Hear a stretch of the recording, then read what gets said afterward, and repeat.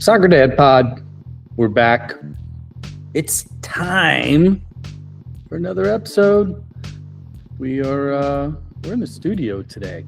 We being my carpool co-host, who's been MIA. Like, I don't know what you've been doing, man. You've been working. What you been doing? I've been working. I've been traveling with the kiddo and just trying to stay above water. How's that going? I mean, are you treading? Yeah, your shoulders look a little big these days. You do it. I love it. We're coming back in. We got another episode. Been on a nice little run, kind of leading up. This one, you are listening to this based on my calendar I'm looking at right now, probably pretty close to the holidays. So if you are already starting your seasonal soiree, happy holidays, Merry Christmas, Hanukkah, Chanukah, whatever it is you do, I don't care. Just be a good person, right? Get the bourbon. And if you start to feel a little feisty, go outside by yourself. Go for a walk. Get your steps in. That's my holiday PSA. What's your, are you looking forward to the holidays this year? You know, I am. I got a lot to do this time of year in the world of my business because of what it entails, and I don't want to bore anybody with that. So leading up to the holidays and this time of year, I am usually enthralled with like holiday parties and extracurricular activities, and I don't have a whole heck of a lot scheduled, and it's kind of nice. I actually feel pretty good. I got a little pep in my step because I'm usually like waiting for the holidays to get over because all it is parties, and I've been pretty low key. That's rare. I know. I'm saying it's yeah. You know what? I'm proud of you, Jared. I've watched a lot of shows. I'm on Tulsa King right now, which I know is not a new show. And I'm new to you. Yeah. Yeah, it's we've been all over the board ourselves. I mean, Keller's back from school already. You know, he wrapped up the fall semester down at Belmont. How you doing this finals? So far so good. The kid he's a junior Bill, you know, he's a SLU High kid. Yeah. And first thing he said to us after he gets the education piece. Well, he said after the first semester down there, actually it was maybe middle of the second semester because the first semester came and went. He didn't say anything. Second semester started, and he made a phone call at one point. He's like, this is kind of easy. I said, what do you mean easy? He goes, college classes. He goes, high school is way harder. So kudos to you, SLU High. Yeah, kudos to SLU High. I thought you were going to say kudos to Keller, which I guess that's in order, but kudos to SLU High. Yeah, that kid, that kid's doing all right. SLU, yeah, they're pretty good at that. Hey, around the corner from the time of this drop, first of the year, February 7th to be exact. Come party with us, people. We are doing the first annual. I don't like putting the annual, biannual, whatever. We're going to throw a party. It's Soccer Dad Pod Trivia Night. And because we are club agnostic, we love all things soccer. Yes, our kids played Scott Gallagher and played at some other clubs and got a lot of the swag, the parent swag. We love all clubs. And because we love all clubs, we couldn't pick just one to raise money for. So what did we pick? APA.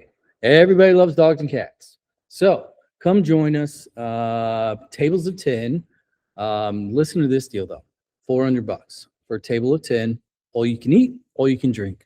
And that is not, some people are like, okay, well, food. What's the drinks situation? Well, it is beer, wine, and cocktails. Where can you go around? I don't care what calendar day of the year it is. Where can you go for $40 a ticket and have 10 rounds of soccer trivia? Yeah. And party. All you can eat and all you can drink. And if you're truly into the club game, like JB just explained, or whatever college choice you are, go there and compete against said club or college. Yeah. So we've 30 tables available. We've moved probably about half of them already. maybe between 12 and 15. So hit us up. Go to socials, or most of you know how to get hold of us. Ping us, reserve your table, come join us. Let's have a party. So let's get into some points of the day. A lot of things going on. We referenced SLU High via my son and the boys just being prepared. And obviously in the previous episodes, we talked about their state championship run back to back. Today, at the time of this recording, it was a new news dropped. I saw the post. Coach Bobo O'Connell, got a visitor. Jim Leaker showed up at SLU High today, letting him know that congratulations, you are going to be inducted into the St. Louis Soccer Hall of Fame. Oh my gosh. Yeah. So he wins 2 state champions back to back, and he's a young lad, and he gets that induction with the green jacket. He gets the nod. They went to the bullpen. They said, this guy's a winner. Bring him in. So he is that. So yeah, congratulations to Coach O from SLU High on his not only back-to-back state championships, he also won Champions League this year, but you now are going to be honored for your tenure and achievements with that green jacket. Now, it's not quite Augusta. Downtown St. Louis is pretty cool and all, but it's not Augusta, but it is a green jacket. If you're a St. Louis soccer guy, it's pretty close, because to be recognized by your peers, and Bobby certainly deserves it. That's a pretty cool thing to have. And I tell you what, Bobby is so humble, and I've known him for many, many years. This ain't poo-pooing it, but Bobby will wear it that night. And you see a lot of these guys out and around at some of the soccer functions, and a lot of them have that green jacket on. You will, because Bobby is so humble, you will never see that green jacket again. Right. It's going to be in the basement, kind of, So what do you got, man? What's what kind of news, soccer and or other, do you have? Well, I'm just gonna I bring this point up a lot, and I'm gonna go to our college game, and I'm just gonna kind of word potpourri it, if you will, because that's kind of what I do anyway. At the time of this recording, in a couple hours, the national championship game will kick off. And as most people know that listen, it'll be Washington versus NC State, and the result of that game will probably be out. And while you're listening, you'll know who won. We don't, because we're recording, as I said, a couple hours before the kickoff. And I just have a couple observations within the Final Four, within the national tournament, and as we're wrapping things up. My first thing is kudos to this St. Louis University Billikens. What a run. Yeah. What a group of kids. It just really warms my heart that with over the last 3 years of doing this show, the college game, and even before us starting that, has morphed into different things. And it's really nice to see these guys from Midtown, 10 stars and all, come back to the College Cup, had a really brilliant run, but are doing it with the roster they have. And I just absolutely love it. And I know, and you can see by the social media, you can see by the buzz, you can see by just the people in the know and just hearing them talk about it. That group really bought in. And for them to show like they did, and watching that game, and I'll give my brief synopsis of it. They were in that game. They had to weather the storm, just like, and I'll circle back to this because I want to give kudos to where kudos are due. They weathered the storm. NC State was all over them, hot and heavy, but they had a lot of moments through that game where they could have put the biscuit in the basket. They had a lot of run of the play in the second half. It was a highly entertaining game, come up a little short. That team and that group and that program will be back. Yeah. And kudos to them. And then briefly, well, go ahead and give me your synopsis there, because I want to come back to a little bit more of the college game. Well, no, I think their run just checks a lot of boxes on kind of the poetic aspect that not only is St. Louis history when it comes to the game, the university in particular, but also the names, the families. DeMaria in particular, is an easy one to point out. where you just have this vertical line of legacy, not only at the university, but, you know, within the soccer community broader. You know, looking at, I could see on the television screen. Yeah, you couldn't see exactly who it was, but I knew some of the faces, like they were traveling. It's just cool. It was just good. It was a team that was not supposed to be there. And every game they entered post tournament play or conference play, they were the underdog, and it never mattered. So at some point, they weren't the underdog. They just had an NC State team that was really good. Yeah, and I mean, full of linebackers. That team's. I'm really interested to see how this game plays out tonight. Secondly, I'd like to just shout out, and this is kind of my arm's pretty long, so I'll pat your back and maybe the show's back. But what a little brief 22, 25-minute little thing.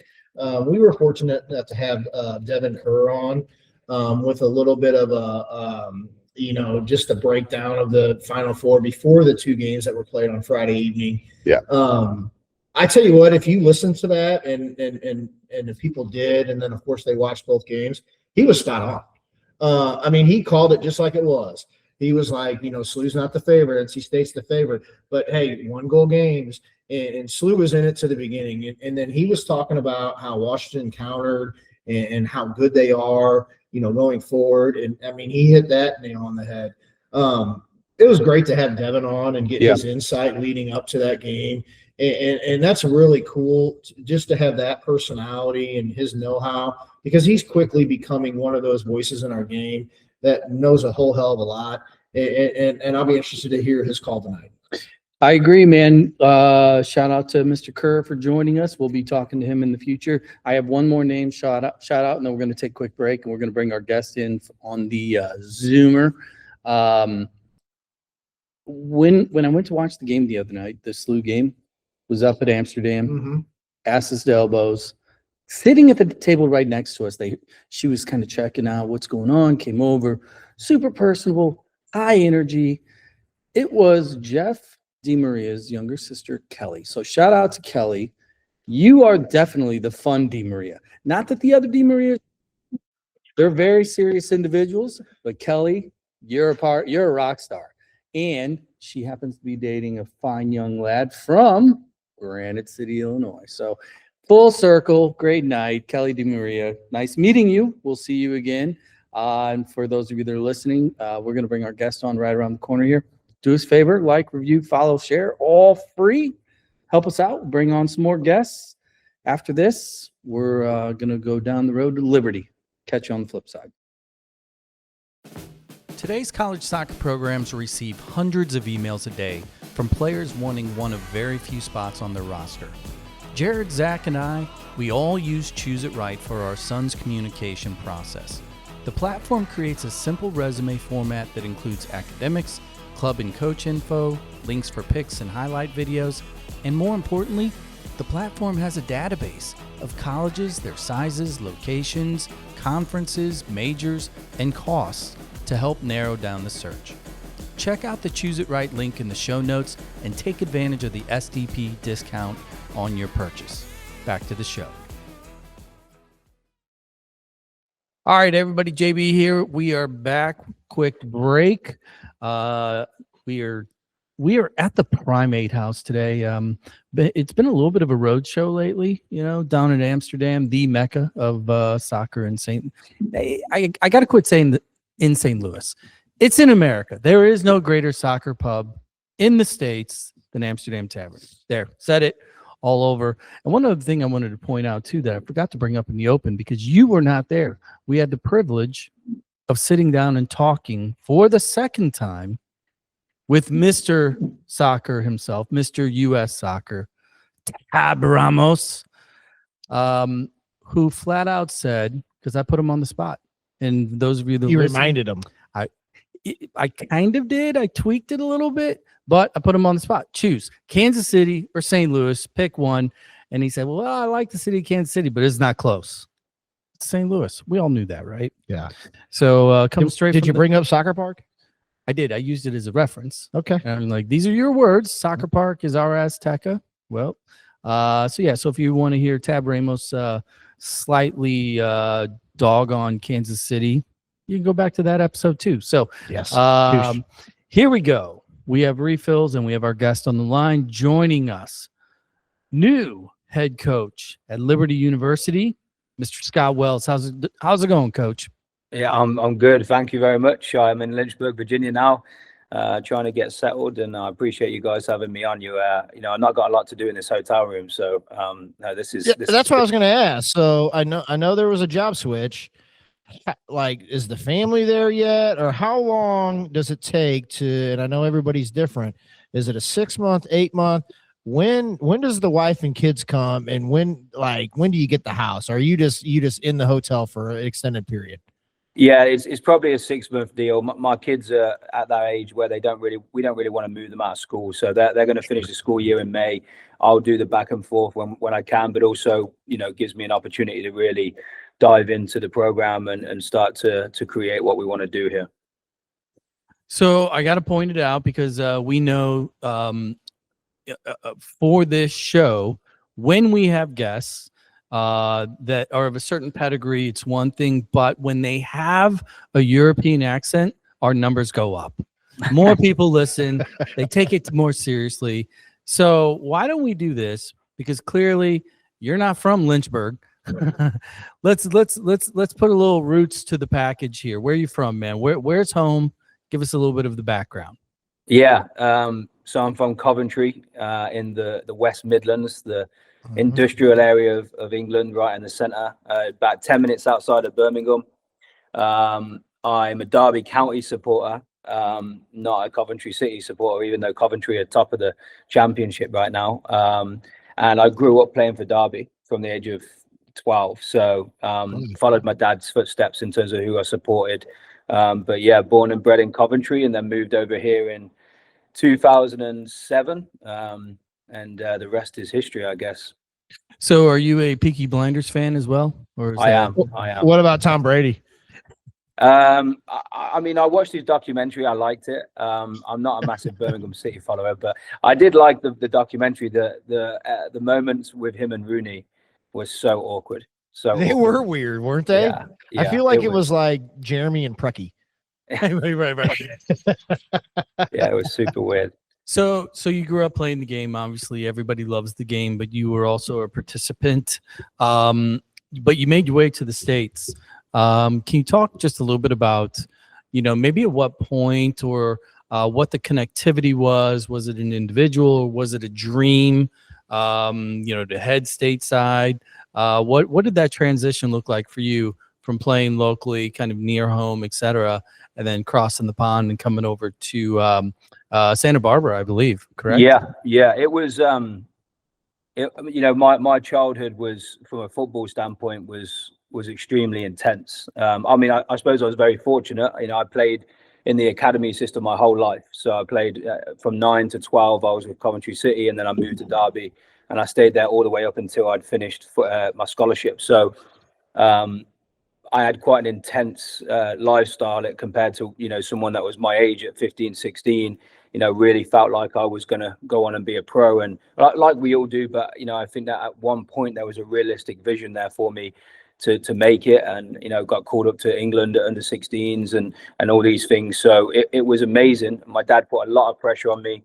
My granddad put a lot of pressure on me. My mum was my mum, obviously, and supported me, but all those things came to a halt when I was 18, 19, and the reputation I'd had in Coventry my whole life, as soon as I was released, it was just embarrassing moment for me. I think everyone felt like I was going to make it, and I didn't make it, and I didn't want to go back to Coventry, and I wanted to run away. So my decision for moving to America was not one that I truly wanted. It was really because I was running away from, going down the pub on a Friday night and seeing my friends there, and looking at me as not the soccer player anymore. And that was hard for me to handle at that age. And someone said to me, you have to go to junior college because of your eligibility. You can either go to Lewisburg in North Carolina, or you can go to Santa Barbara in California. And I was like, yeah, I'll go to Santa Barbara. So that's kind of how that happened. You went straight to Instagram, and you're like, oh my God, I'm not going. I'm going west. Yeah, what, yeah. what year was this when this transaction took place? So it was 2007 that I was released in July, and then I was on a plane in August to California. So you get out to California. You played Santa Barbara City College, and then you wrap it up at Limestone in Gaffney, South Carolina. Once you got here and you started playing, and you got a whole new group of mates, right? Probably teammates from realistically probably all around the world, all around the country. Yeah. Was that a culture shock for you, just kind of from a team perspective, from a locker room perspective? Because the game is the game is the game. What was it for you, having only played kind of English football, coming over here in America and going through this college path with all these individuals from around the world? Yeah, I mean, you quickly find out that a lot of these guys have been on the same journey as you in their respective countries. And then the other thing that was a surprise to me, and I don't mean this disrespectfully, but I was really impressed with the level of the US players because we'd had US teams come over and play us when I was at Derby, and it was 10, 15-0, and so I was really impressed with the US players we had on the team. But then the culture transition to South Carolina, the culture shock was bigger than what it was from England to California. That was a completely different way of life, and I enjoyed it. I loved it. I loved my time at Limestone as well. Played with some unbelievable players from all over the world. But that was a completely different experience than the one in California. The California one, our stadium was on the beach.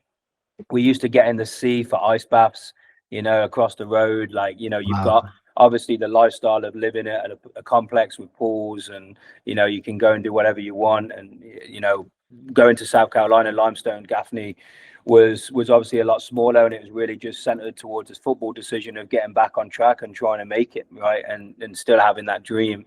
But yeah, it was impressive. I learned a lot. Obviously, best friends for life now. I've got Tom Morris, who's the scout at Charlotte FC. I'm best man at his wedding in a few months, and met him at Limestone. So yeah, it's an incredible experience what everyone goes through outside of football as well. Well, and I think just the timeline and a light bulb went off in my head. So you had said 2006 was roughly the time that you came and living your life in English youth academies till that point, and then coming over here. And now you've been here for some time, and you've kind of seen the MLS evolve. And, just kind of one of the pivotal moments for our MLS and where the success is basically 2007. One of your countrymen come over here and join the LA Galaxy, and we all know what that meant for our league and the popularity and the revenue. Kind of briefly talk about that timeline, because that's kind of the same timeline that you come over, and potentially he was a longtime pro, so he probably meant something to you. I mean, I know what Michael Jordan meant to me as an American youth sports guy.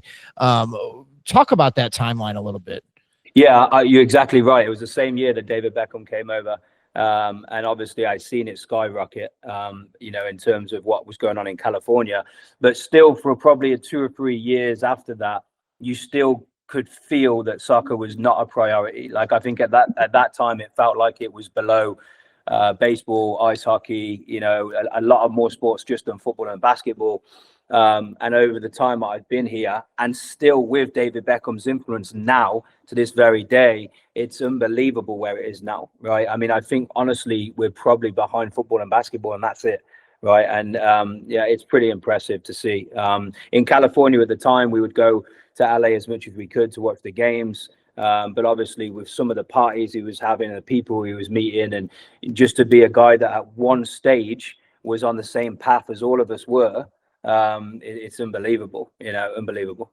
So I've always wondered, actually, it just kind of occurred to me to ask this question, is we've talked to a number of individuals, much like yourself, that were from Europe, had a dream, were in an academy, it wasn't working out. The next step was a trip overseas.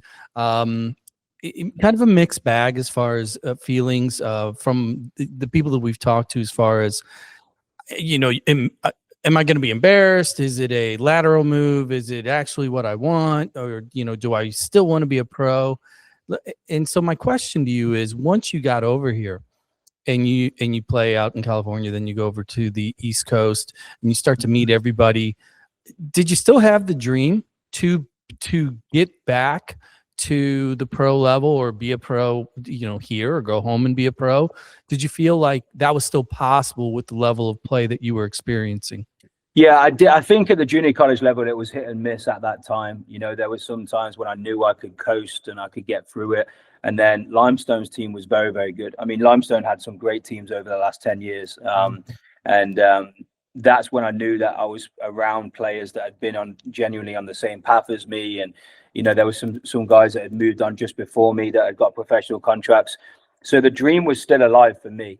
If I look back now as a coach, I honestly don't think I put as much into it as I should have. I think there were times when I probably let myself down, and understand the margins and the details that have to go into even getting half a shot at being a pro. But I did go back to England for 6 months right after I graduated at Limestone, and joined some non-league teams, had some trials at different places, and it didn't work out. For the reasons what I just said. I don't think that I really invested enough time over those 4 years in order for it to really deserve it of being successful.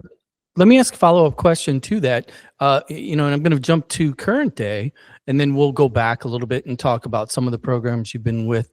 But obviously you recruit globally. That's kind of the game for a lot of programs in NCAA soccer. How does that conversation go today when you meet a current day you that is 18, 19, 20, that might have been, in, Spanish academies or English academies and isn't getting the love? They don't see a pathway to La Liga. They don't see a pathway to, to championship or whatever level. What is that conversation like as it pertains to what soccer is like here now in regards to that dream? Yeah, it's a great question. I think obviously when you speak into guys that have been in your position, certainly the guys from England, you reminisce with them a lot. But I feel like I have all of the journey they're going through in the back of my mind constantly about where I was at in the decision making, how I felt about it. To be completely honest, it's not the same anymore. There are guys turning down second-year pro contracts at certain clubs to come out here and join Division 1 college soccer. There is the publicity and some of the success stories that have came out of Division 1, and with the expansion leagues and all the money that's getting thrown into college sports as well as obviously pro sports. Now, I mean, our left back Max Fisher from Ghana Webb, he was offered a second-year pro at Tranmere Rovers, that were playing in the full-time professional leagues in England, and he turned it down to come out here. So now we're starting to see that more and more. I think, of course, you're going to get some players that want to stay, but the conversation now is nowhere near what it used to be about, let's wait until July to see if he gets a pro or he gets an extension. Now we're being able to show, I'm walking into my office every day now in probably a better situation than some coaches that are coaching in the Championship in League One in England. So it's a completely different opportunity than what it used to be. Yeah, that's interesting. I mean, I really think there's something to be said about our game specifically.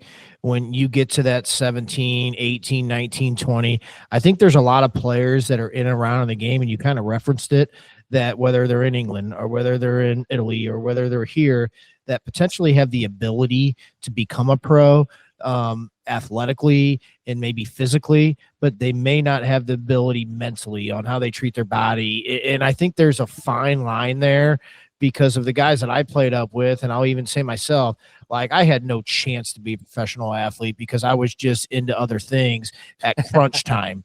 And I kind of, you didn't say that and come out and say it, and I would never insinuate it, but I feel like there was somewhere around you diagnosed that if I would have done these things, A, B, C, and D during this time window, then maybe some doors would have opened up. And it's interesting, especially when you're talking to the same guys that you're recruiting, there's got to be a lot of that going into it. And guys like you that were there and walked the walk and talked the talk, that's an interesting perspective.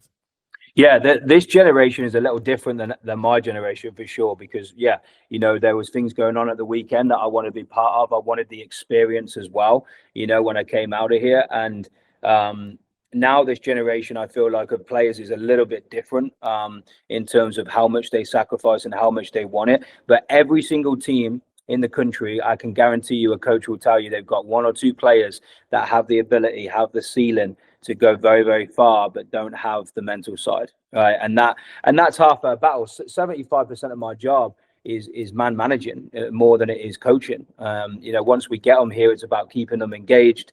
You're not dealing with pro athletes. You're dealing with 18 to 21-year-olds that if they wake up on the wrong side of the bed, they're completely different people. So it's very exhausting, but it's the reward at the end of it is unbelievable. So you mentioned earlier that whenever you came over here at first, one of the things was that like you were pleasantly or subtly surprised by the level of play by the clearly your teammates, and I'm assuming the American teammates in particular, because if you had a teammate from Brazil, you probably thought they were pretty good, Yeah. right? So where I'm going with this is, now you're approaching, you're almost 20 years into the American experience. You're coaching at an incredible level. You've had astounding success recently, beating And quickly. traditional blue bloods. Yeah. Take a second and talk about the player now that you're in the seat of the coach, of the recruiter, thinking back to 2007, Coach Wells or player Wells, and the expectation as to where the players were then. How would you compare the player today relative to kind of the global level of talent, based on when you first came here to today? I mean, I say it to kids all the time, as that there won't be a standard of football. So if you're talking, let's just say for argument's sake, you're talking about a 1-year pro in England, right? We're speaking to one right now, and you see them get committed all the time, right? And they're playing under 21s football, and they're playing with maybe they're training with the first team or they're training with the second team. The standard of Division 1 football right now is better than being a 1-year pro in England. I've watched it, I've witnessed it, I've seen it every season. I go on my recruiting trips and I watch these top level teams, these second teams, these B teams from pro level teams, and Division 1. And I know that, I went from the NAIA to Division 2 to Division 1. So I've seen the hype, because I was the NAIA and Division 2 guy, which I have so much respect for those divisions and how good some of those teams are. But when I got to Division 1, I realized pretty quickly the speed of play, the athleticism, the ability to maybe have the right mental side, the level of detail that the program goes into in terms of periodization and planning. It's unbelievable. And now, if you are in a position where you do get a release from a contract, it is a realistic view to get back there. Now, before, when I came out, it was like, can we get you to, the USL, the USL 1 now, USL 1, USL Championship? Can we get you playing in the high non-leagues in England? You can go back and you can do it now. If you've got the right people around you, you obviously need a little bit of luck and the right representation. But the platform right now in America in Division 1 is there for sure. Yeah, and that's all interesting, because I think it ties in specifically to your timeline, and you had mentioned it, and we'll get back to that, because what I think is interesting about your timeline specifically is you went to South Carolina, you were with a youth club for a little bit, then you had a stop at Division 2 Charleston, and you guys had some immediate success, and then you're over with the UNC group, and I'm kind of glossing over, and I'd like you to back up, but just for our listeners, the UNC group, you got Chris Rich, and that program is gone to the moon with recruiting classes and rankings and the flat out wins they're getting. And then you get the job going over to Gardner Webb, which we need to touch on. Your wife said, why are you doing this? And then your quick success there, and then you move again. Can you talk about what does it take to have the immediate success that you've been having at these stops for the short time that you've been at each one? So firstly, what I'll say, and this is something that I was relieved on, because I had so much regret as a player, as I've mentioned, right? And I think once I had finished playing and knew that I wanted to be a coach, And that day, it was like the first 2 weeks I was a GA at Rio Grande. I knew that I am more passionate about this than I ever was playing. Right? Wow. This was for me, and that was a relief, because I carried so much guilt for so long, not being able to maybe reach the potential I know I had as a player. But when I got there and I started to understand recruiting and understand the day to day, I knew immediately this is what I wanted to do. And so I became, I studied the system. I used to go to recruiting events. I remember I used to go to the Blue Chip Festival in Ohio, and I used to see a lot of these Division I coaches walk past me and not know who I am, or not acknowledge me or my school or whatever it was. And I carried a little bit of an ego. I'm not going to lie. I was like, I want to get there. This is where I want to be. Well, chip works. Like a chip on your shoulder works in every walk of life, but go ahead. Yeah. Well, so I got to, obviously we were very lucky at Rio Grande. I think my first recruiting class, we won the national championship in 2015, and then into the national final in 16. But I wanted to go and test myself, so I continued to keep trying to push on. Went to Division II with Charleston. Chris Grassi had done an unbelievable job at Charleston, and honestly, not being successful there was just not winning the national championship. So obviously in 17, we were lucky enough to do that. And then again, Strats did it in 19. And then I went to UNCG, which were a good program, top soccer program, but to finish number 5 in the country in 22 was unbelievable. And I think the quick success from those things just come from being relentless, being obsessed. And I truly mean that. A lot of people can say that word and can carry that with them, but what are we doing every single minute of the day to not have any regrets? Because I had regrets as a player, and now I know that I was meant to be a coach. I cannot have any regrets. And that affects my family massively. My family's life and happiness, and my wife is fully on board as a coach's wife, is dictated by winning and losing. Well, let me ask you this. Let me cut in real quick. And I'm sorry to cut in, because I think it's important. So you talked about the first handful of stops, and we're going to get into the next stop and then the following stop and where you're at now. But how important is it to diagnose recruits and guys that can win immediately? Because I don't care how we cook the books or all the fluff that we talk about here, but the flat out ability that you have showed to go to Rio Grande and win immediately, and maybe you had some luck because you said the word luck, but then to go to Charleston, and I know Chris Grassi was there, so we don't need to talk about where he's at and his success, and then to go to UNC Greensboro, and I know you guys finished top 5, but their recruiting class the last handful of years has been in the top 10 every year. So what does it take to diagnose and get the right kid at the right time?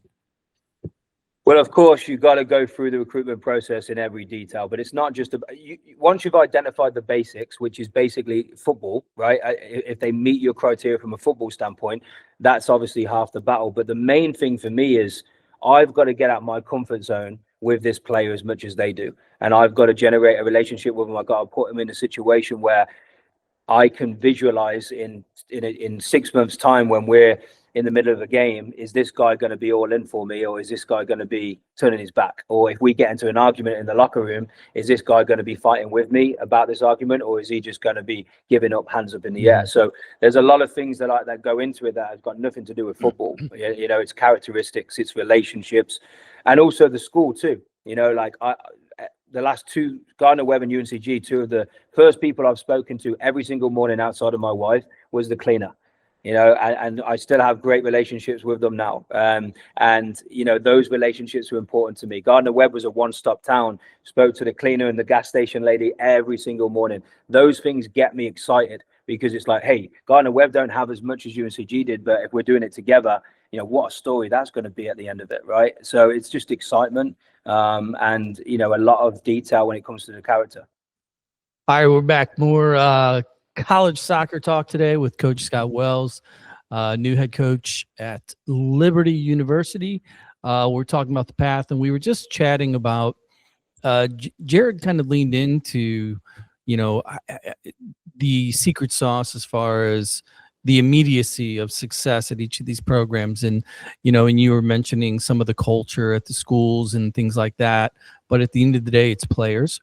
And I love hearing coaches talk about this aspect in particular, because you kind of alluded to, once you get past the soccer stuff, then you recruit, right? Or you get in the weeds of recruiting, because at this level, They got to be fast. They got to be good on the ball. They got to be technical. They got to have a certain amount of tactical skills, etc. But there's always that it factor, the X factor, so to speak, that is something that just stands out. And it's totally different for the majority of coaches.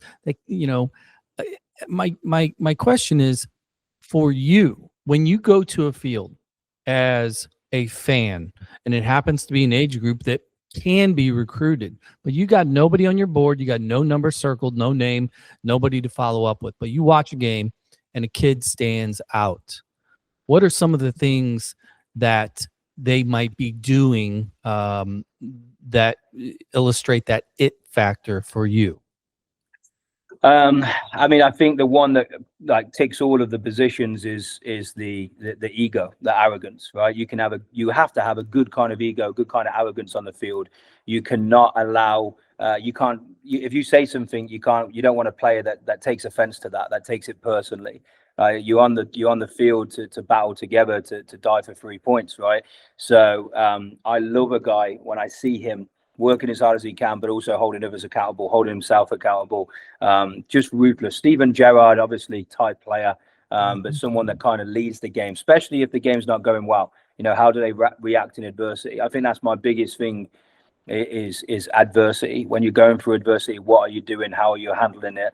Are you looking at yourself first? Those things are ultimately the number one things for me.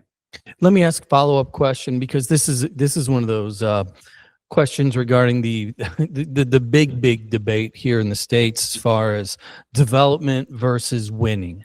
Because we live in this academy environment in which there's constant hyper focus on developing players so that they can move up through the system and sign a homegrown.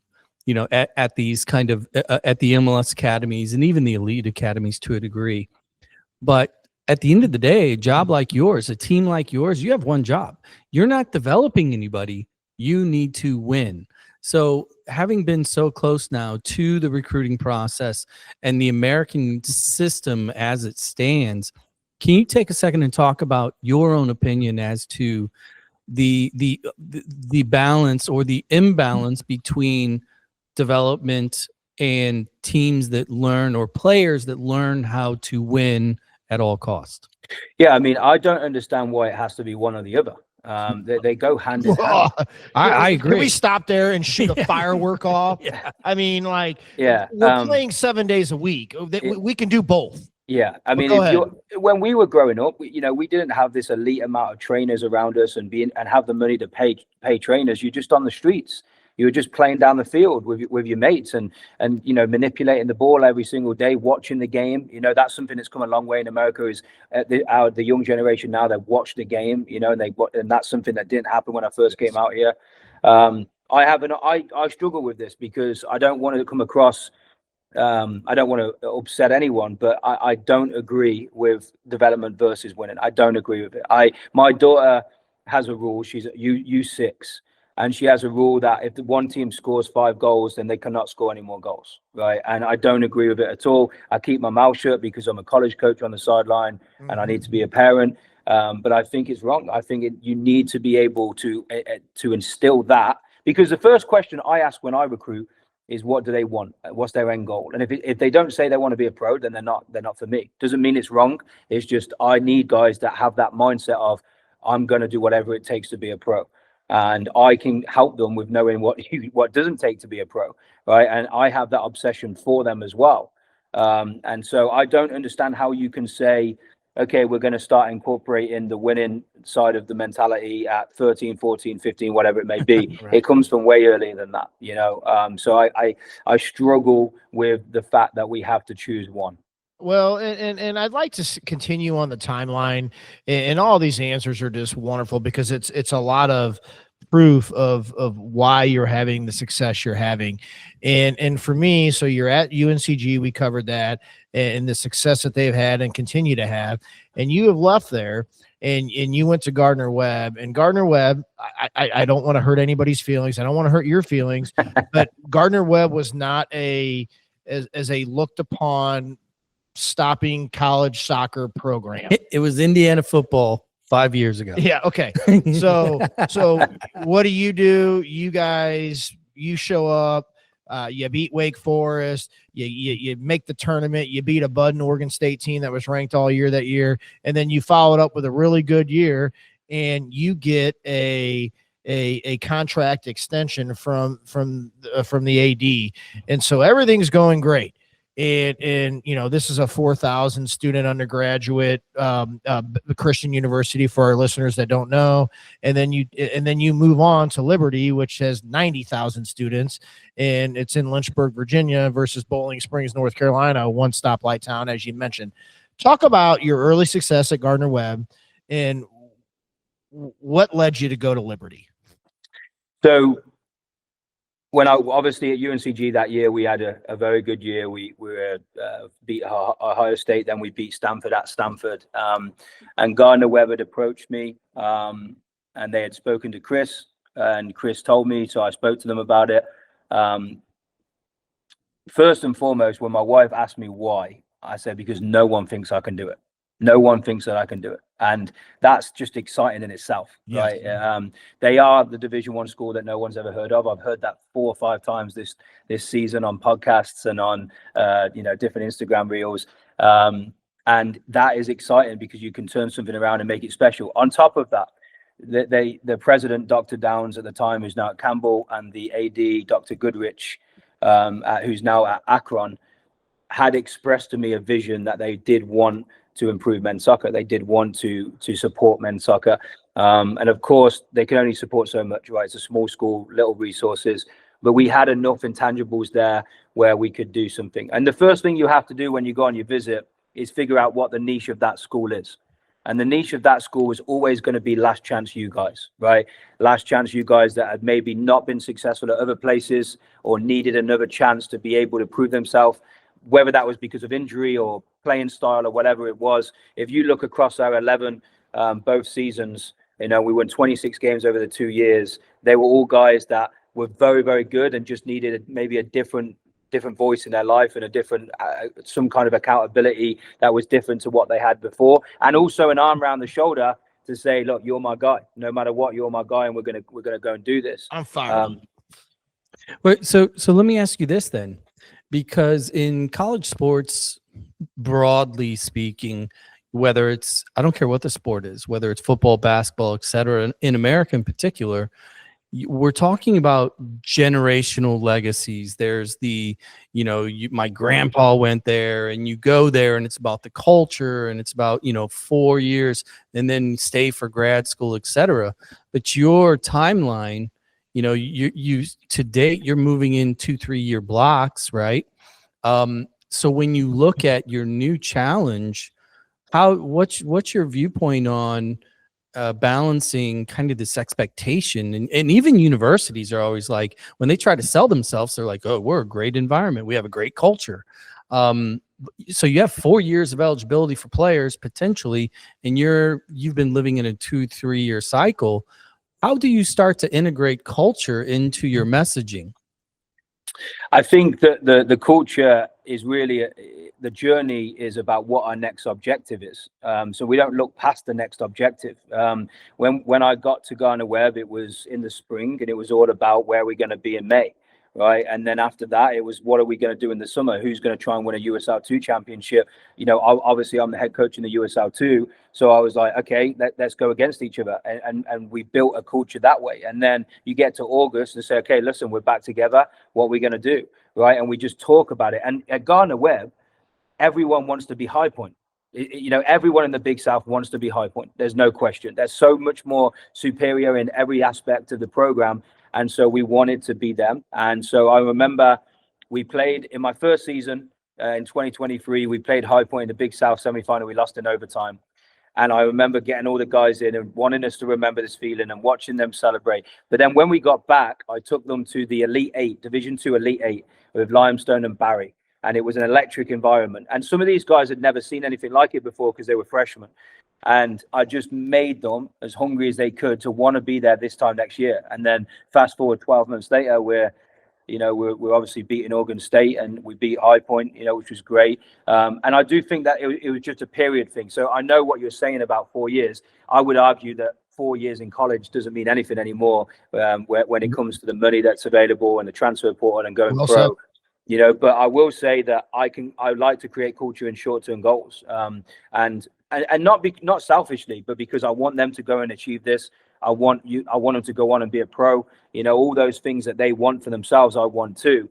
But you know, thankfully for me, the obsession with winning, it ticks both boxes for both of us. You know. Can you paint a picture then as you going into year one at Liberty? Yeah. What's the roster look like? What's your strategy between, you know, trying to keep some players there? Obviously, portal's open right now. You know, America has a lot of incoming freshman opportunities. What's your strategy moving into year one at Liberty? What does your ideal composition look like on a roster like that? Yeah, so you know, when they approached me, I was really impressed with the way they handled it. The people, again, were very, very good. The athletic director, Ian McCaw, and my oversight, Erin Hagan, were fantastic in showing me that they wanted me. Right, that's number one. If I feel that they want me, then I know they're going to support me come crunch time. So that was great. And then obviously we jumped on campus. I mean, we haven't even talked about that. I don't know if I certainly didn't realize what they're working with here. Liberty's facilities are unbelievable. Some of the best Their I've ever field seen. is phenomenal. Yeah, that it's field beautiful. and those pictures, just on a brief search, is Yeah. just phenomenal. And, Yeah. and let me jump in here for our listeners so you can frame the rest of JB's answer and then this second part. So for our listeners, Liberty has been in the OVC, the Ohio Valley Conference, and they're moving to the SoCon. So you're going to get real familiar real quick with the likes of Furman, who made a Final Four, with the likes of UNC Greensboro, who has been, we talked about on the show many times, has been very, very successful. You have some familiarity there with being in the program. How do you go in there and just flat out compete in that conference with the likes of those guys? Yeah, I mean, that's a great question. You know, it's a 2-bid league now, you know, the SoCon. So it's a very strong conference. That was a massive part of my decision as well, is being able to be part of the SoCon and be part of teams like Furman and UNCG and Mercer are prolific within the SoCon as well over the last 10 years. So I'm excited about that. It's not going to be easy. You know, again, I'm going to have to go back to the drawing board and look at what our niche is specifically at Liberty. It starts with the relationships again. So I'm inheriting a group that I'm really excited to get to know in the spring and see, you know, what that relationship looks like. The culture's in a really good place here already. Kelly Finley did a great job from that standpoint. And so, yeah, I mean, I'm excited about being able to add that piece to what I believe is already there. You know, when you have a place like Liberty and High Point's very similar, the expectations are all around you all of the time. If you want to be around these resources, these facilities, and the level of detail that the department goes into to support their student athletes, then the expectation's high before a coach even steps in the locker room and starts speaking. So I'm excited to see what we can build here. But of course, it's going to be a challenge. It may not be you know, immediate, but I'd like to think that with my track record, it will be. Yeah, by history, it's probably going to be pretty fucking immediate. So I want to talk to you about this past season, specifically the Final Four that has come and gone. Because I was looking at it and I was lucky to sit down and talk with Devin Kerr the other day before the semifinal games. And, you know, we're looking at the rosters, we're looking at the teams and the composition and the cultures, you know, all those pitchy words. And I wanted to get your take on this because there's a huge narrative in America in general when it comes to college sports and the role and the impact that NIL is having. And then on soccer in particular, it's the international player. It's everybody wants to cry that it's too hard for American kids. And, you know, and we are of the belief, look, if kids are good enough, they're going to get the call. That's just how it goes, right? It's competitive. But the Final Four in particular, two teams I want to talk about on opposite sides of the bracket. Washington first, when you look at the way, and we both watched them play a lot this year, they were good. They were athletic, big, fast, etc. But what amazed me is when you turn to page 2 on that team, of their roster, 20 kids from the state of Washington alone. I mean, that is basically a homegrown team. And then I got to go to the other side of the bracket, our beloved, our own, right here around the corner, SLU University Billikens. And you look at, a number of true freshmen starting, not only true freshmen, but true freshmen that grew up in the same neighborhood here. I mean, the St. Louis pipeline was, right through the spine of the team. When you were watching these games and you look at teams like that, do you think that is kind of an indication that college soccer for the domestic player is not as bad as everybody's making it out to be? Because look at these two teams, two totally different models. Well, even a Furman that's loaded with Furman all MLS, USL, and non-MLS academies across the board. And I'm only asking you this because I'm framing it through the lens of there's a lot of one and done programs that go out and they're playing for 1 year, right?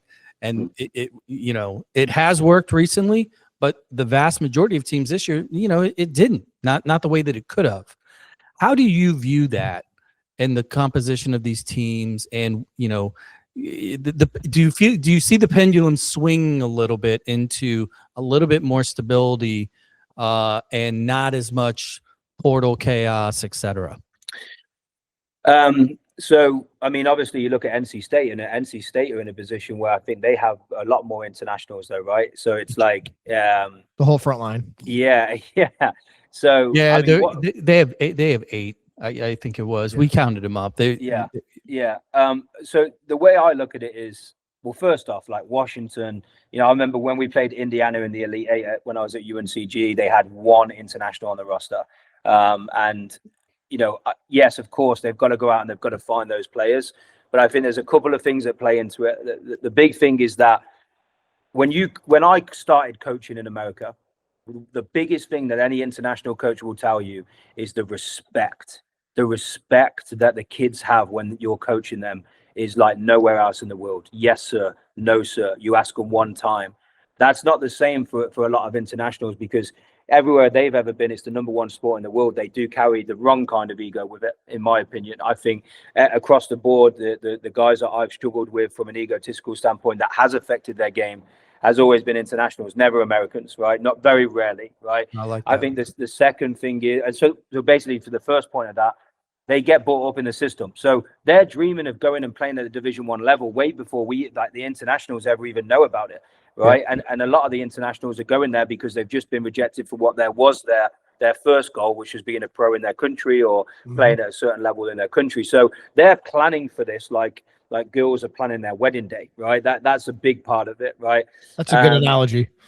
And so I think the second thing is, and you can tell me if I'm wrong, but I'm very close with Jack Roberts, and I think that the relationship between someone like SLU and then all of the local clubs that are around is a good one, because that's not the case everywhere.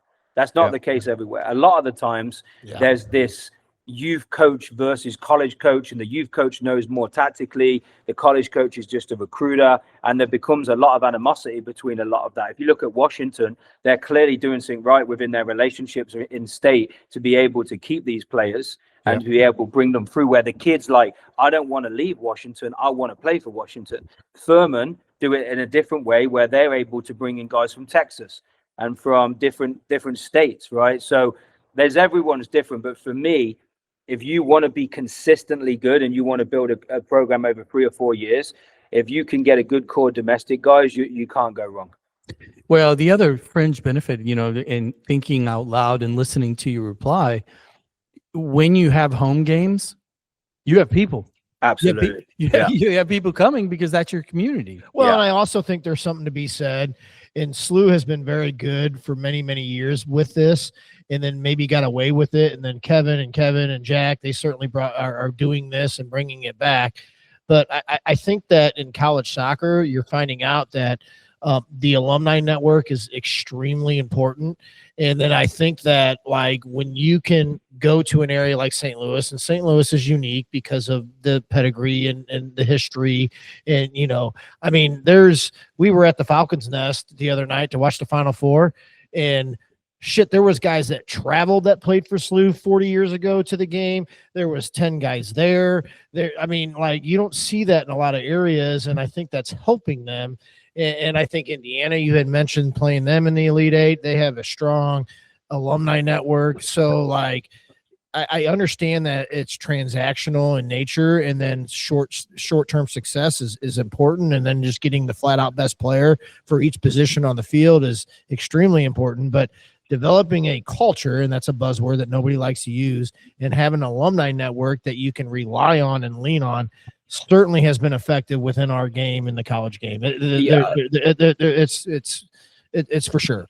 Yeah, I couldn't agree more. I mean, if you drive down a street in England, you're going to see Manchester United flags and Newcastle United flags. You drive down a street, a neighborhood in America, you've got Ohio State, or you've got, like you say, St. Louis.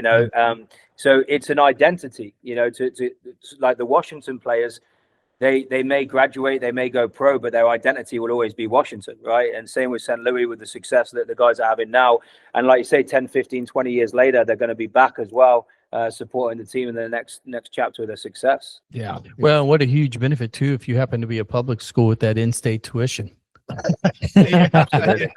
Yeah. I mean, we kind of laugh about that, but I mean, there's a big difference in economics matter. So let's start moving you towards the end of the chapter here. Get you moving on, because you got to go recruit, and you got to get this program kickstarted.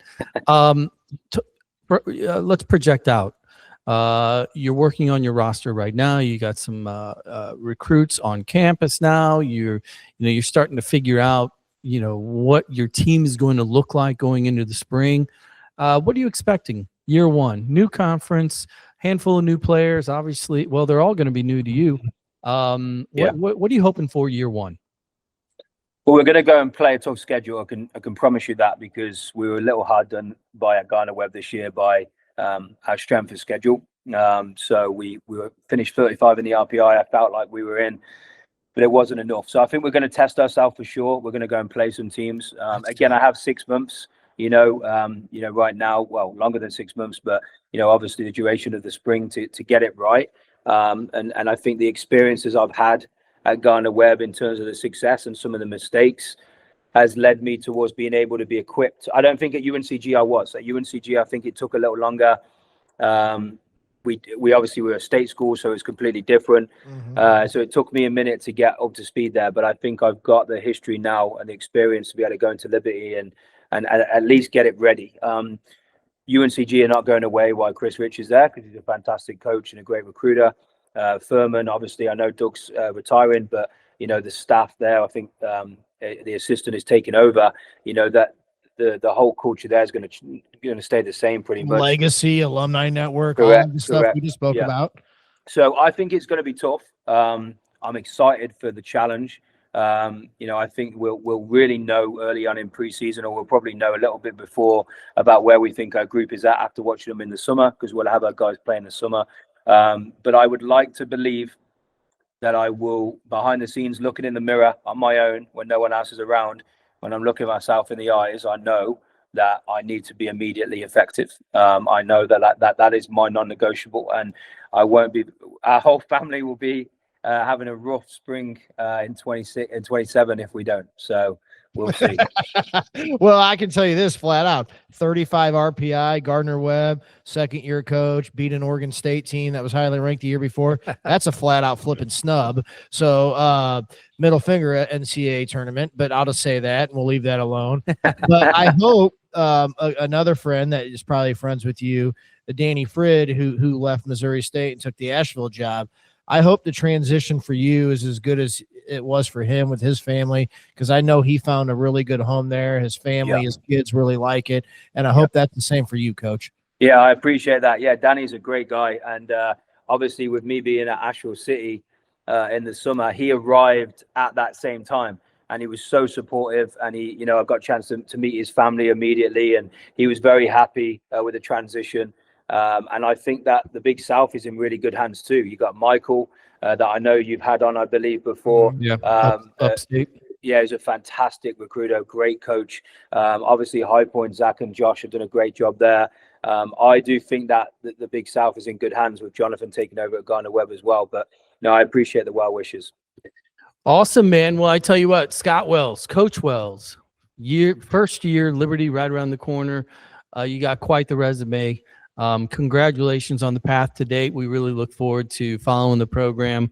We're probably going to see you out at maybe at Flex, maybe somewhere. We'll have to have a proper pint. He said that he's got a 6-year-old daughter playing, and this is called the Soccer Dad Pod.